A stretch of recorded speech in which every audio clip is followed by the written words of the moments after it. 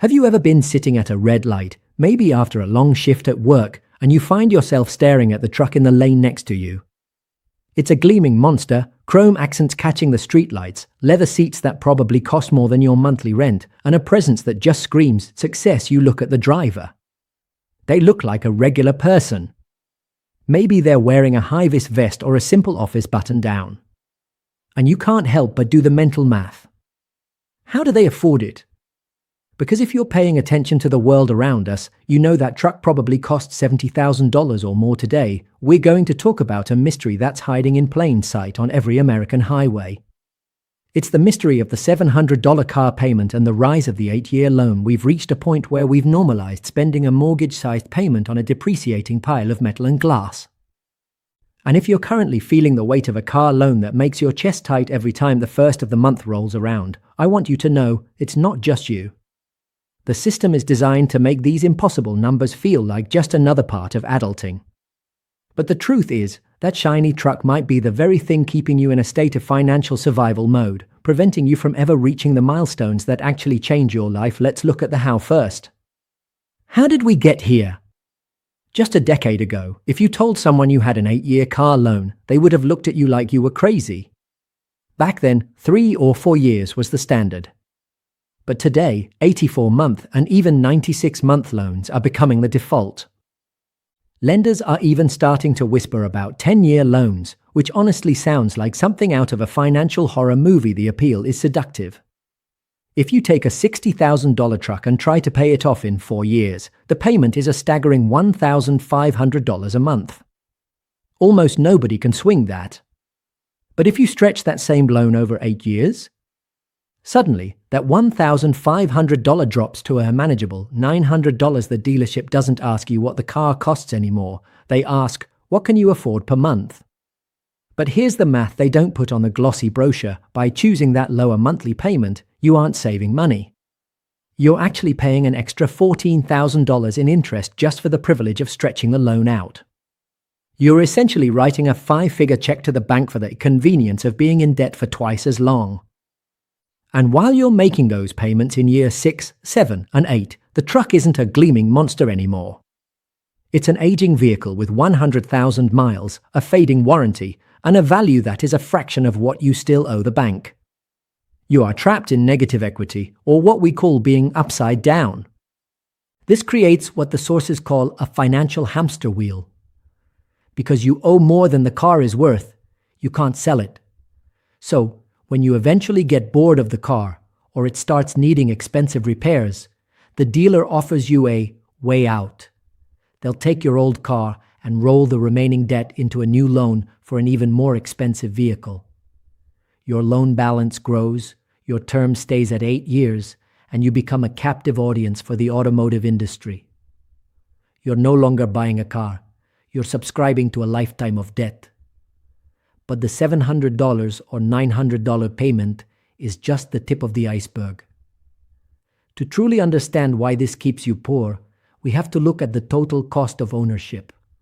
When you buy a $55,000 truck on a 7 or 8-year term, you aren't just paying for the truck. Insurance. A $60,000 vehicle is expensive to insure. You're looking at $200 to $250 a month just for the privilege of legally driving it fuel.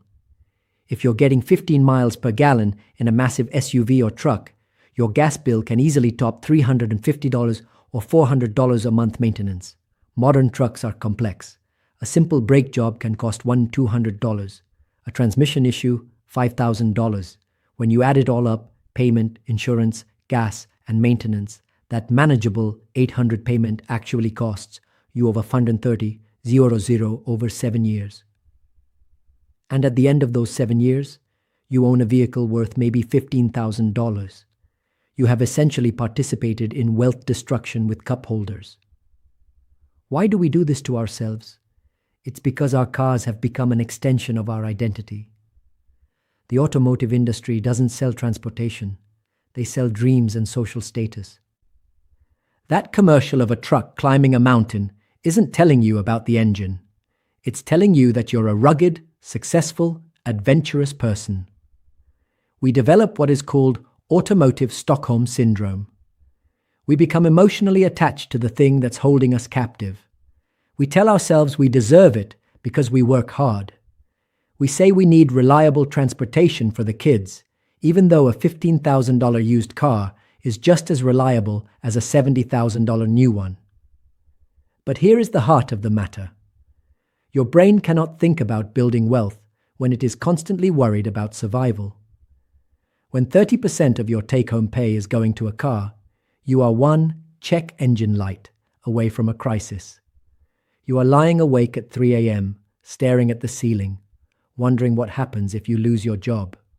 The sources tell us that 25% of Americans have $0 saved for retirement. Think about that. We have people driving trucks with $900 monthly payments who have nothing put away for their future selves. They are choosing a status symbol today over freedom tomorrow.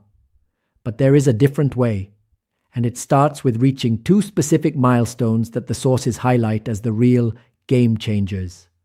The first is $10,000. Reaching $10,000 in savings isn't about being rich. It's about cortisol. Neuroscientists have found that having a financial cushion literally lowers your stress hormones.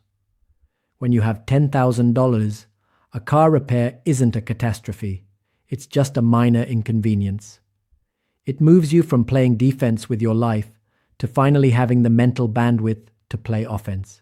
The second milestone is $20,000. This is the turning point where the math starts working for you instead of against you. At $20,000, you have what we call walking away money if your boss is toxic or your job is soul-crushing. You aren't trapped because you need that next paycheck to cover the truck payment. You can negotiate from a position of strength. You can take risks. You can invest in a course or a business idea because you have the breathing room to do so. Let's look at the opportunity cost. This is the part that hurts to hear, but it's the part that sets you free. If instead of that $800 car payment, you drove a modest, paid-off vehicle and invested that $800 into a simple index fund earning $870,000 instead of owning a $15,000 depreciating truck, you would have a six-figure path toward freedom. The person in the flashy truck might look successful, but they are often eating cereal for dinner to afford the image of success. Meanwhile, the person in the older Honda is quietly building a life where they never have to worry about money again. So, how do we break the cycle? Stop sweating the small stuff. You can't latte factor your way out of an $800 car payment. Focus on the big wins. Your housing and your transportation break the identity loop. Realize that your worth isn't tied to what you drive. A car is a tool to get from point A to point B. That's it. Follow the smartest order. Before you buy the next shiny thing, check your foundation. Do you have an emergency fund? Are you paying off high-interest credit card debt, that financial cancer that grows at 22%? Are you getting your employer match? Aim for the $10,000 and $20,000 milestones. These numbers aren't arbitrary. They are the thresholds that rewire your brain from fear to opportunity. The housing market is brutal right now. In 2026, a $500,000 house is the new starter home, and for many, it's mathematically out of reach. We can't control the housing market.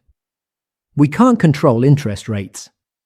But for most of us, transportation is the one area where we have a choice. You can choose to stay on the 8-year hamster wheel, or you can choose to drive something older, save that $700, and build a foundation that actually lets you sleep at night. There is no trophy for being house poor or to car poor.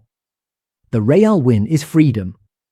It's the ability to wake up and know that no matter what happens tomorrow, you are okay. If you're currently trapped in a high payment, don't beat yourself up. The system was designed to catch you. But now that you see the math, you have the power to change the trajectory. Start small. Stay consistent. And remember, the person you become while building your first $10,000 or $20,000 is infinitely more valuable than any truck you could ever drive.